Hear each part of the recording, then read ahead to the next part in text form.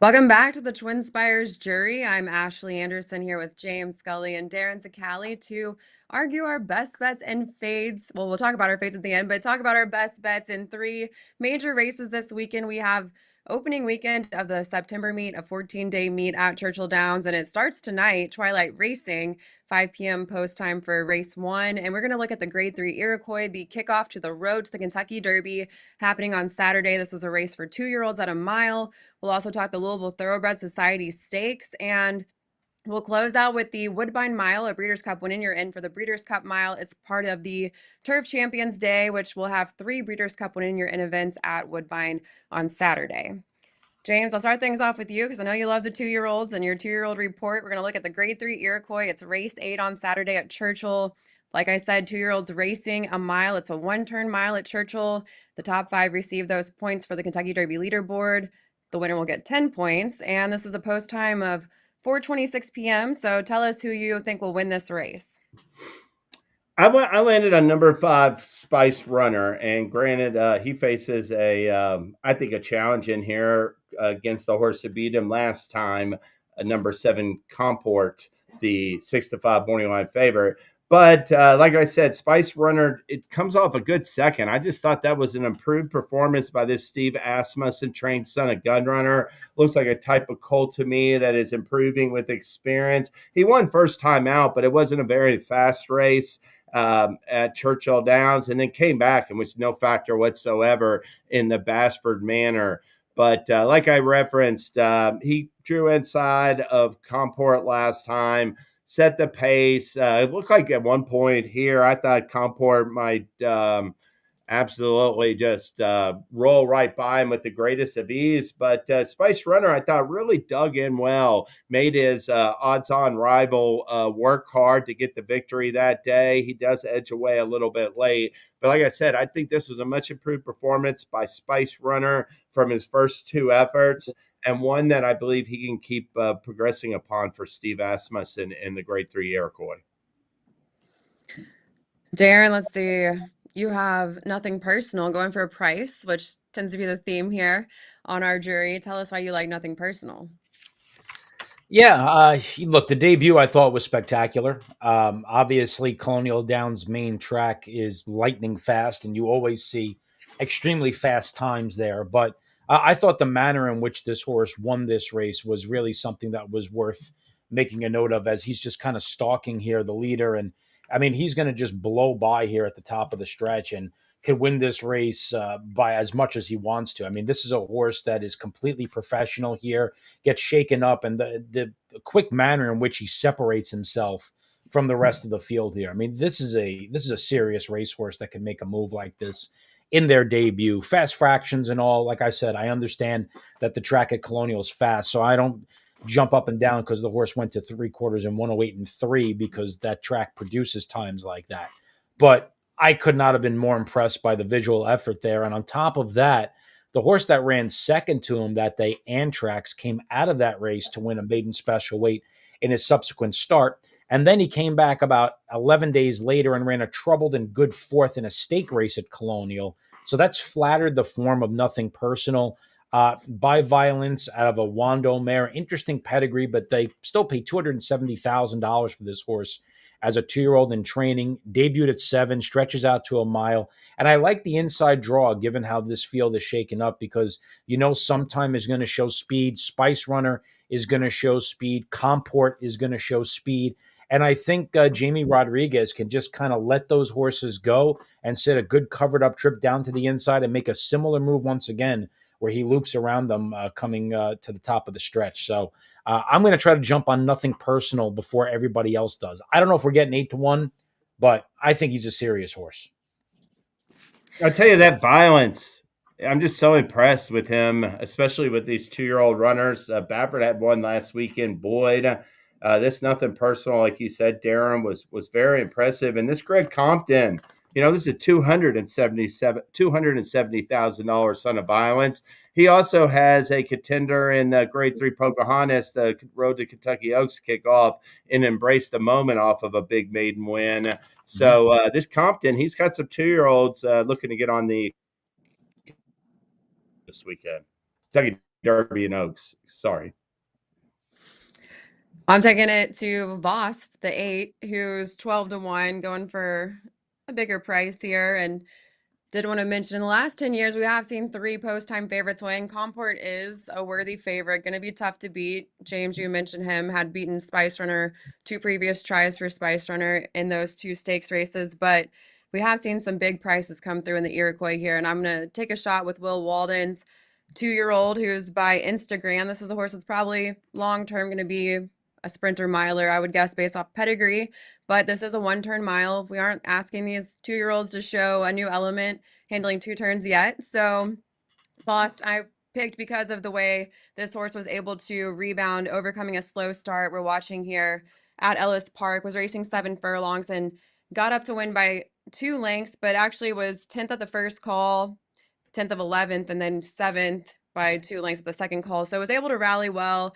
And I'm thinking if we can get a better start out of the gate, then maybe this is a way more impressive effort going just a little bit longer at a mile. So I wanted to chase a price. And Will Walden, he's also high percentage, 28% first at a route, and then also 18% horses coming off a maiden win. And you got Florent Giroux aboard who had the mount and that win at Ellis. So I'm going for the long shot here at 12-1.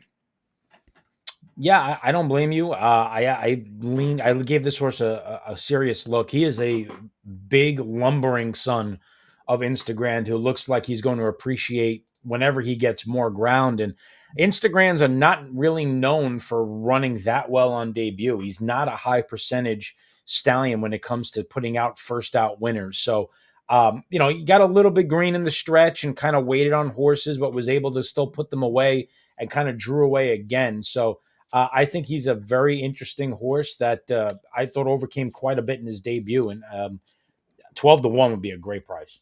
Yeah.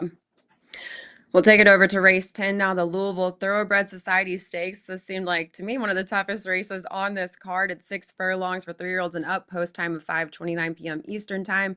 Darin, you went with Nash in this race. Tell us why. Yeah, I thought he just bounced in the Vanderbilt. It's kind of a rag is in play. The number in the race prior to that, and we'll get a look at that replay in just a moment. But that came back a really fast race, and in fact, he put together back-to-back fast races because that race that world record beat him in 3 starts back was extremely quick. He went back-to-back sub 108 at Churchill Downs, and then went into the Vanderbilt. And he kind of had a bit of an awkward beginning and got kind of squeezed at the start and never seemed to get on track. This was a win here, 2 starts back over a sloppy racetrack, a sealed track at Churchill Downs, where he beat Harrodsburg, who's a really accomplished and solid runner himself. And I just think he regressed off these back-to-back strong performances. And then coming off of this race where he just grinds this horse down, coming down to the wire, I like the fact that he's been given about 2 months to freshen up. I think the connections realize that he bounced off of those 2 strong efforts and probably needed some time. And he's going back to Churchill Downs here. And he's never missed the exacta at Churchill. He's always run the best races of his career here for the most part. And I think this race just fits him extremely well. And he has the pattern and the profile of a horse that should circle back. He's got Machado. He's in a good spot to stalk and pounce. And I think 6-1 is definitely square enough value. I'm against Scully. Ben Tornado is certainly the horse to beat coming off that good effort in the Breeders' Cup. But horses that come this long off the layoff in the Breeders' Cup, I typically try to beat. So I'll look for Nash to cycle back forward. Yeah, I gave a long look to Nash, especially because there's so many horses here that seem like they want to go to the front. Ben Tornado, of course, is one of them, and World Record, who's my pick. But James, you've got a horse that rates off the pace, and certainly it looks like a good price here. Tell us about Little Knee. Yeah, Little Knee, number 7, Little Knee is listed 12-1 with Jose Ortiz, but this is a gelding that last year reeled off opened his racing career with 3 straight big wins, and then ran a no second to Bookham Dano in his stakes debut. Got a big number for that effort as well. He was sold privately off of that. And his development, once he switched barns and stretched out in distance and then tried turf, essentially stalled last summer. Little Knee's development did. He picked it back up this year in recent months, coming back and running on the in July, first start back in the middle of July. Really caught a horse, Concrete Glory, got out on the front end, ran a big race, wire to wire, but finished a good second to him that day. And in fact, in his comeback race, Scotland, who came right back and was a close second in the Grade 1-4 Go next out, finished one spot behind Little Knee. And then last time out, he returned to the winner's circle with, I thought, a sharp win going 6 furlongs at Saratoga. 5 for 4 at the distance with a no second to Bookham Dano. So we know that Little Knee loves this 6-panel trip. And, to me, he sort of resembles on paper Ben Tornado last fall. When Ben Tornado last fall, I mean, he was just a Florida bred stakes type. And once he got to the Gallant Bob Stakes, which was his, second stakes against, or third stakes attempt against open rivals, he put it all together. I'm looking for Little Knee to keep moving forward off that effort, run a big race in the Louisville Thoroughbred Society, and the price is right at 12-1 on the morning line. Yeah, he's an interesting horse. Had a great campaign going into the Jersey Shore. Took Bookham Dano to a nose. Then had a bad experience in the Jerkins, and then they tried to put him on the turf, which I really did not understand. I don't know if they were trying to say, well, I guess he's not a Grade 1 horse. Let's see what he does on turf. And I think after those couple of starts, it was probably wise to freshen him up, which they did. And he's a horse that has a pattern as well that he could just kind of keep moving forward also. So I think he's dangerous, and I think he's going to be a factor in the division. Well, I ended up on World Record, and admittedly, I don't love this pick. I feel like I went back and forth on so many different horses here, trying to figure out who I thought was going to get the early lead. But World Record, I ended up landing on this horse because we did see this horse run a very, very fast time near track record. And this was on May 1st at Churchill Downs, which we're about to see the replay here. It was an allowance optional claimer where he beat Nash, and Nash was 2.5 lengths behind in second that day. But racing at 6 furlongs, he went straight to the front. He actually had the inside because I believe the one was in the race. I thought the one had scratched out for some reason, but he broke from post 2, and now we'll have the rail in this race. And I think he'll have to go straight to the front, but I do think he could certainly hold on at 6 furlongs. He's always finished in the money, at least in the 6 tries at 6 furlongs, but he has 2 wins from 6 tries. And then he also really likes Churchill, was my other angle, that he's got 2 wins, a second and a third from 4 tries. But the key here is, he's got to overcome the other speed horses and be able to last, because I think it will be a hot pace. Ultimately, I just started drawing holes through other horses, and I stuck with World Record, but I did look at Nash, took a long look because he comes from off the pace, and I do think it will be a hot pace. Little Knee, just didn't know what to expect moving up in class here, but yeah, I think you could probably make a case for a lot of these horses. It's going to be, I think, the toughest race on this card. Yeah, I agree. I think it's interesting how several of these horses went out to California to try the Bing Crosby. Roll on Big Joe did it.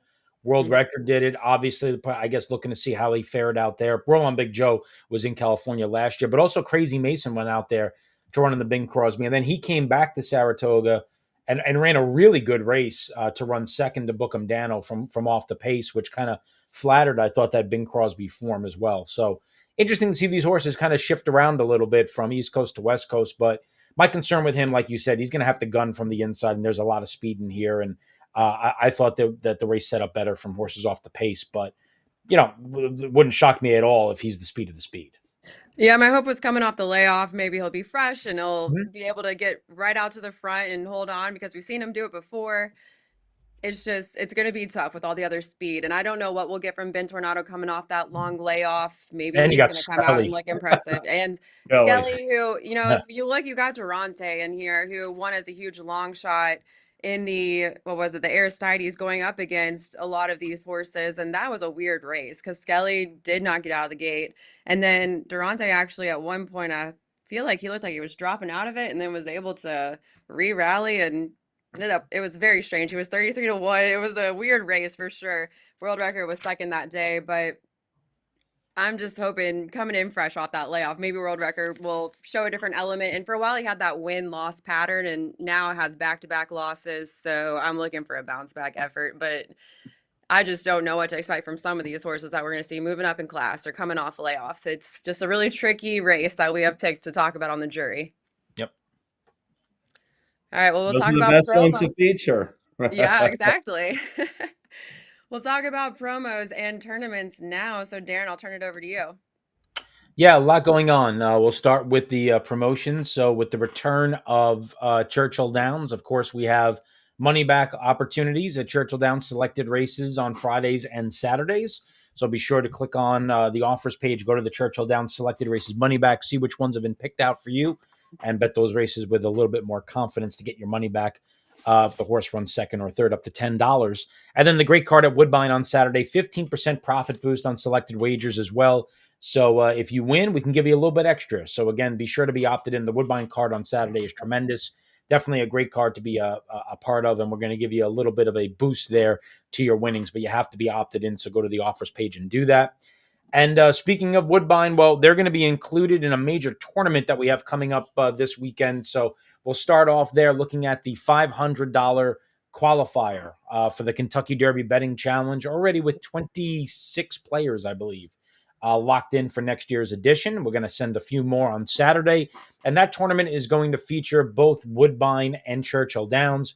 We'll feature all the races at Churchill, and we'll feature races 6 through 10 at Woodbine, the meat of the card with all those stakes. And you could still win your way into that contest with a bonus feeder opportunity coming up on Friday to get you into that Woodbine feeder. And the bonus feature is great. Once we get to 10 players, it becomes 1 seat awarded for every 4 entries. It's the lowest ratio in the tournament landscape. So gives you a great opportunity to get yourself into that qualifier at a discounted price. And we also have a great feeder contest on Saturday that's opposite the qualifier. If the BCBC is on your radar and you're looking to get involved there, we have a Churchill Downs feeder on their great Iroquois card on Saturday as well for $200 to win your way into a BCBC qualifier for the Pennsylvania Derby and Churchill Downs cards on the 20th. So awesome stuff this weekend with the great content we have available for tournaments, guys. Ton of stuff going on at Churchill. And I guess since we have night racing now, we can mention too that $3,000 win ladder, a new promo we have going on tonight and all Thursday for the September meet. I don't know if I can explain it too well, but it's, win 2 races, you get the $500 prize pool. You probably know it better than me, Darin. Yeah, so we tried it at Colonial Downs, and it was a huge success. Essentially, what happens is there's 8 races on the card. If you win 2 races with a win bet of at least $10 on a single horse, you're going to share in $500 just for having a winning win bet on two races. If you win 3 races, you're going to share in another $1,000 on top of the 500. If you win 4 races, you're going to share in another $1,500 on top of the 500. So if you win 4 races, you actually share in a $3,000 prize pool for just $10 win bets. I think you're not going to beat that. You see a lot of promos, hit it and split it and all this other stuff, but straight up win wagers, we're going to get you an opportunity to share in $3,000. I think that's pretty awesome. I'm watching James's face light up. Listen to this promo. I think he's going straight to the opt-in button. He was clicking the deposit button as I was talking. Yeah, I like that one. Let's close out our best plays with the grade 1 Woodbine Mile, a Breeders' Cup winning. You're in for the Breeders' Cup Mile. This is race 11 at Woodbine on Saturday. 1 mile, of course, for 3-year-olds and up. And post time is 5:39 p.m. Eastern time. James, tell us your pick.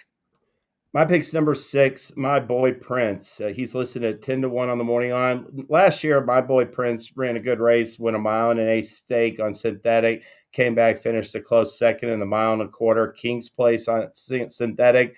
And then he was essentially thrown into the deep end. He wasn't ready for prime time in the grade 1 Woodbine Mile against older horses. He didn't run well in that race. Came back, was essentially off form in his next 2 starts, and was given some time off over the rest of the year and over the winter. It's been a different story this year for my boy Prince. He came back, won a 6-furlong sprint at Aqueduct, the elusive quality. Next out, he finished a good second at AG Bullet in the grade 1 Jaipur on turf. And then he followed that with a head second, ill-fated Canadian Horse of the Year, Patches O'Houlihan in the grade 2 Hillander. And all those races were sprints. I do think my boy Prince is just as effective and perhaps will prove more effective going a mile distance. And he stretched back out and stepped up to face Grade One Company in the 4-star Dave last out. And listen, Deterministic was in there off of a wire to wire win in the Grade One Manhattan. My boy Prince sprinted clear of him and everybody else early. And while he gives way in the stretch, I just thought this was a huge effort. Wound up running fourth, beating 2 lengths. But like I said, I really think that that's the kind of performance he needed to toughen him up. I think a horse like, and we'll see it right here, he just gets nailed late. Looked like he was going to be second in deep stretch and just got nailed for the runner up spot. But like I said, I like him on the front end. Even there's another speed horse that's inside. I don't think he's as quick as my boy Prince. I look for him to go right to the front. I like him in the wood to keep progressing in the Woodbine Mile with the biggest win of his career on Saturday. You're getting a price. I was a little surprised. I mean, between the two Mark Cassidy horses, Win for the Money seems to be getting the better of My Boy Prince when they go head to head. And My Boy Prince He's the seems to defending champ. struggle. Yeah, I Yeah. feel like My Boy Prince does seem to struggle to hold on at the mile distance. So, but you're talking about him progressing, so it certainly is possible. And, Well, he's won at Woodbine, 9 furlongs on yeah, he that's won at true. 9 furlongs on synthetics, and then he ran second in a 14 horse mile and a quarter race. I do think the mile distance is within his scope. He Yeah. just, he hasn't been ready to beat this kind of competition yet, though. Darin, let's talk about Gas Me Up and why you like this horse in the Woodbine Mile. Yeah, I mean, I was kind of process of elimination. Look, admittedly, Notable Speech is by far the horse to beat. I just, you don't need me to tell you that. I know he hasn't won a race since Goodwood of 2024, but obviously he's running against better competition. Diego Velasquez, at times is a monster miler, and he took him to a head last time out. And One Stripe, I have no idea what he's running against in South Africa. Like I tried to find replays but I just don't know what those horses are. And if he's going to take money, I'll let him prove it to me. So by process of elimination, I landed on Gas Me Up, who I thought ran really well in the King Edward Stakes, where he came with a nice wide run going this 1 mile trip and that most recent performance. And you're going to get a look at that now on the replay. Gas Me Up left at a post position number 7 here. He is going to be coming down the center of the racetrack here on the far outside, number 8 there with that lime green hat. And you could just see, I mean, at this point, he's just gobbling up ground here and going by the leaders and going to hold off the 4 on the outside. But I just thought this was a really impressive effort considering how wide he was on that turn. And I look for him to kind of cycle forward off of this. I think he's going to put forth another solid effort.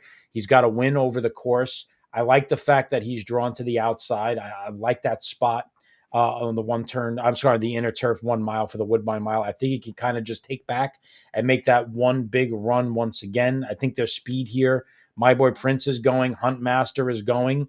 I think Stanley House from the inside is likely to be forward as well. So, Flavian Pratt back aboard. He got along with him well last time out. I think he can get along well with him once again. So, again, it's kind of a process of elimination pick to avoid the 2 favorites. I thought he was the next most likely winner.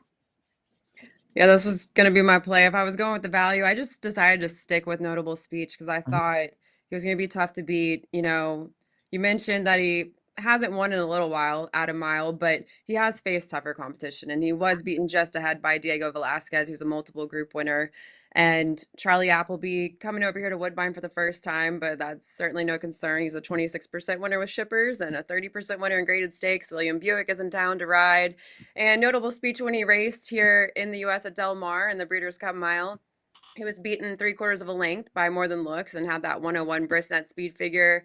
I thought on paper he looked tougher and he's faced tougher. So I stuck with the 8-5 morning line favorite, but Gas Me Up, I agree, is a good value play because since moving over to Kevin Attard's barn, he's 3 for 4 and certainly seems like he just keeps improving with each start. So don't blame you at all for playing him and not going for the very short price that I'm going to get on Notable Speech. Yeah, I have no knock on Notable Speech. He's I mean, the horse lost the Queen Anne Stakes by 2 lengths, and he was a monster closing third in the Breeders' Cup Mile. Was the favorite last year, and like I said, he took Diego Velasquez to a head. You Oh, take and any.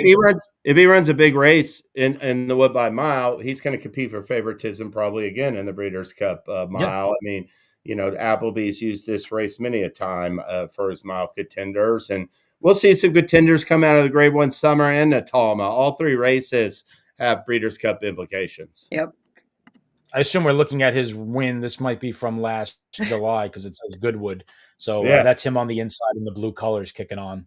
But yeah, like you said, he just faces better competition in Europe. And when we've seen a lot of times where you can make money, sometimes when these European runners come over, even the second stringers or third stringers over there are better a lot than the first stringers here. The problem is this horse is going to go off at probably close to even money. I would think. I don't one Yeah. yeah. if one stripe is close to. I mean, one stripe should not be that close. I don't think to Notable Speech because he's such an unknown. I just And Yeah, and he's coming off the his last layoff, race wasn't any good long either. layoff. yeah yeah Yeah, yeah. I expect Notable Speech to be like 4 to 5ish. agreed. Yeah. Yep. All right, time for our rapid fire fades. Darin, you will kick us off. Yeah, I will look to the Ontario Matron Stakes, which is race number 7 at the Woodbine Card on Saturday, a mile and the 16th. And you're going to have a favorite in here in the outside runner in Caitlin, Her Greatness, one of the outside runners, I should say. She's going to get bet because she's coming out of the Grade 1 EP Taylor Stakes. And I understand, when she drops typically down to Grade 3 company, she's tough. I just thought this field came up a little bit dicey and tricky for a Grade 3. There's some European runners that are coming in. I have no idea how good Wild Pansy is. Is not running against the best of the best in Europe, but is coming off of back-to-back wins at Deauville and Chantilly at the end of her 4-year-old season and comes into this off of a layoff. So there's some questions there. I thought for flying and her speed was interesting. Literate is also dropping out of the EP Taylor Stakes and is going to offer a better price. I thought Grand Motion's Five Towns was interesting where she kind of got compromised by a really slow pace in the matchmaker, and I think is better than that race looks. So I imagine Caitlin, Her Greatness being kind of the hometown horse there. Flavian Pratt is on board, coming off of a bullet work, is going to get really bet down. And I just think her price is not going to be reflective of her chances to win. I think she's going to be sub 2-1. And I think at that price, I think she's a play against. Yeah. No arguments with you there. So, James, any thoughts, or you want to take it to your fade? Yeah, we'll just go right to my fade. And no, I agree. She's going to get bet down from 3-1. If you're against her, you're definitely playing a horse that's very popular with the general betting public.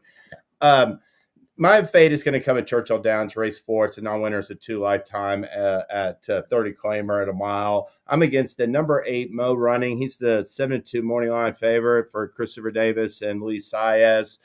His best efforts have come at 6 furlongs. Even, he's run okay a couple times at 7 to place in the money, but tried a mile, 2 starts back, ran really poorly at 2-1 odds. Going to be a short price here at to me, an unfavorable distance. And I really like number 7 Army Hero anyway to his immediate inside. So I'm going to try to beat Mo Running, the morning line favorite in race 4 at Churchill Saturday. Leave him off my tickets. Yeah, love this fade. Yeah. 1 for 13 lifetime, hasn't won since his maiden score July of last year at Ellis. Consistently loses ground in the stretch. This is just the profile of a horse you try to beat every time. Yeah.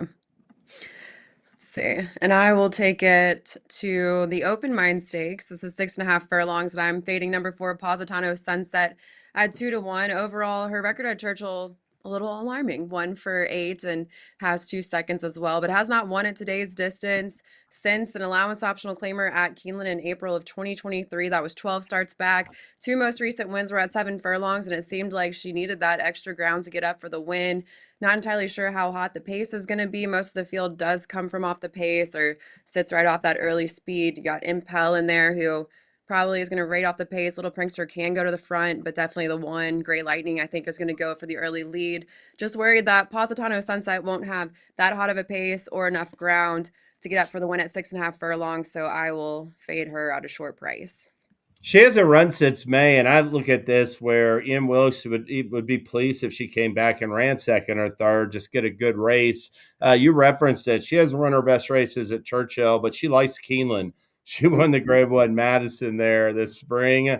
So there's a race in 3 weeks coming up at Keeneland, a Grade One stake that she can aim for, and I believe it's Grade One, and so this looks like a prep to me. Yeah, Yep. I agree. I mean, I think Wilkes would like her to win the race to go to the Madison again, but obviously there's bigger assignments down the line, and because of that, I thought Impel was an obvious play here on the cutback with her tactical speed, getting maybe getting a little bit closer than Positano Sunset and being a little bit sharper more recently. But yeah, I agree. I think this is probably a pretty heavy lean in the multis against her with Impel for me. Yeah. Well, I think that's all we have today for the TwinSpires jury. Again, Twilight Thursday. It's kickoff to the 14-day September meet is happening tonight, starting, well, in less than an hour. And I will be on site with Abby Huffman and Austin Hines on Saturday for its college day. And it is also that big day of racing for the Grade 3 Iroquois and Pocahontas. And then, James, you're going to be at the track this week. I'll be there Sunday filling in I'll be for there the tomorrow. incomparable Caitlin Free. So, yeah, Yeah. whole lot of now we're back to our home base. So it's good to be back. We will see you next Thursday with more best bets and fades. And yeah, enjoy the Churchill meet.